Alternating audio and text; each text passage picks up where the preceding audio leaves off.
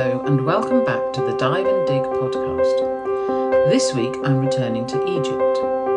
Now, some of you may have been aware that a couple of years ago the British Museum hosted a spectacular exhibition which highlighted the site of Thonis-Heracleion, a submerged settlement located to the east of Alexandria on the Mediterranean coast of Egypt. Well, today I'm going to be interviewing Dr Mohamed Abdel-Maguid from the Department of Underwater Antiquities, the Supreme Council of Antiquities, and from the Ministry of Tourism and Antiquities. There's lots of people to thank here, about a very exciting new discovery that has been found on the other side of Abu Qir Bay, which is where Thonis-Heracleion is located, to the west of the spectacular finds discovered by Frank Gaudio and his team. And you will be amazed with what we're about to hear. The only downside is that the developers, or as Mohammed calls them, the promoters, are on the heels of the Department of Underwater Antiquities, so the clock is ticking and they only have a limited amount of time. So listen to this spectacular, amazing, the discoveries from Abu Qir Bay, Dr Mohamed Abdel-Maguid. Good morning, Mohammed. I'm absolutely delighted to invite you to the Dive and Dig podcast. I reckon you and your team with the Department of Underwater Antiquities in Alexandria in Egypt, and part of the Supreme Council of Antiquities, are probably working on the most exciting site that is extant in the world today, I would say. The site of Abu Qir. Now, maybe you could tell us a little bit about exactly where Abu Qir is in relation to, in Egypt. So Abu Qir is about 30 kilometers to the east of Alexandria. Mainly, Abu Qir has a headland that separates between the sandy side of the north coast of Egypt and the muddy side of the north coast of Egypt. So this is the most western part of the delta of Egypt. On the eastern side we have the Bay of Abu Qir, where the two cities of Heracleion and West Canopus are located in the waters now. And from the western side, we found the new site that we called West of Abu Qir. Western Abu Qir, okay. So, how did you discover this site? Yeah, this site was discovered there is 2 years. In fact, this area was a military area, so it was a prohibited area for the people for at least 70 years, from the 50s, I think. It was known before by Prince Omar Toussoun and Brescia and the directors of the Graeco-Roman Museum, because Omar Toussoun had a villa there and he was active there also. So Omar Toussoun, if I'm pronouncing that, who just for most of our listeners won't necessarily know who he was. So Omar Toussoun was one of the royal family of Egypt before the revolution of 52. He was the director of the Archaeological Society of Alexandria, this society that founded the Graeco-Roman Museum. So this man, Omar Toussoun, sent his divers there, and they discovered started the discovery of the Abu Qir Bay with the east of Canopus, and also he managed to locate somehow the Nile branch underwater.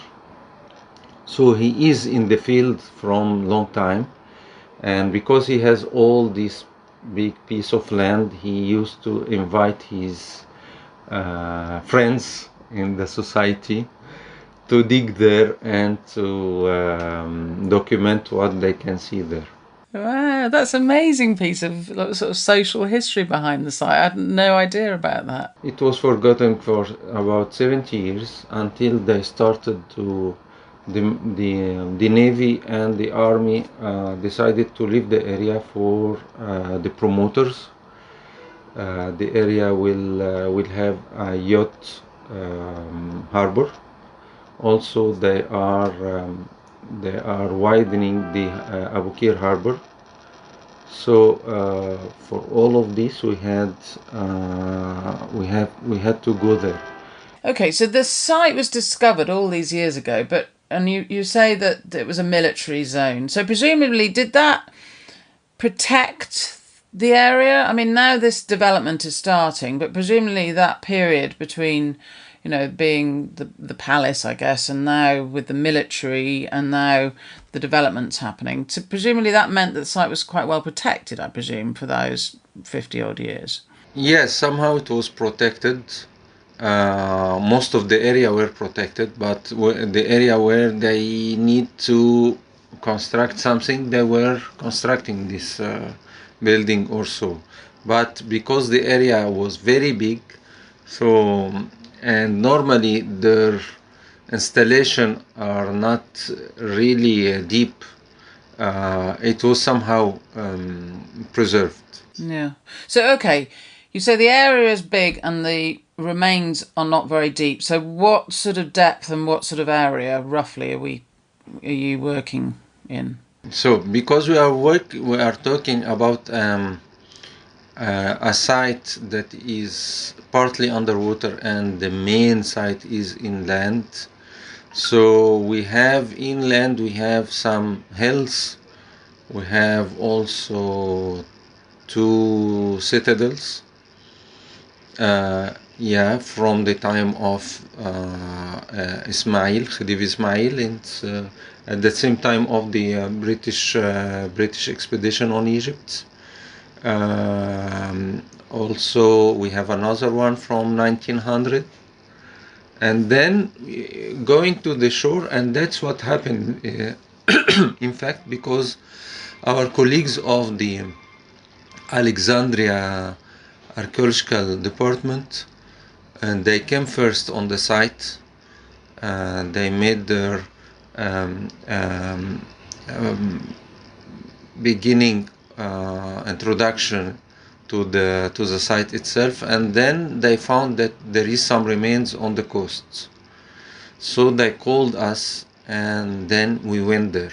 It is extending about maximum 70 meters in the water, with a depth of 2 meters, 2.5 meters, not more than that.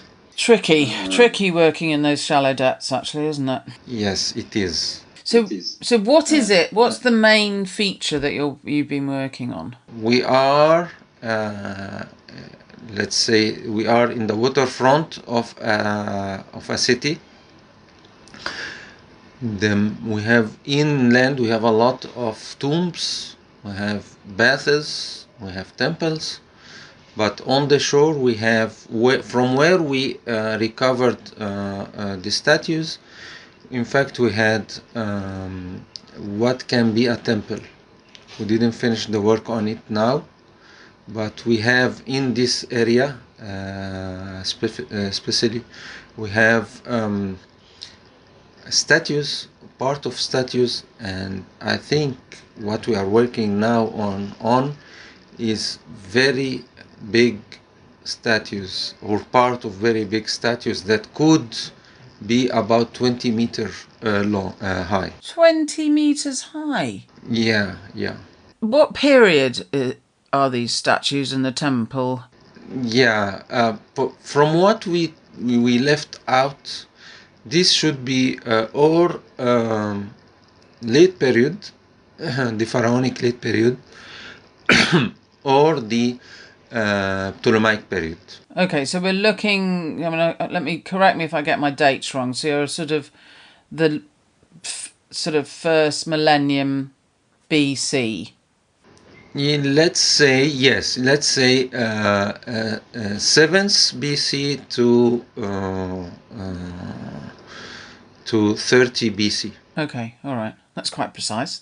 I guess the Ptolemaic period is. Okay, so you've got these 20 metres, and what are the statues representing?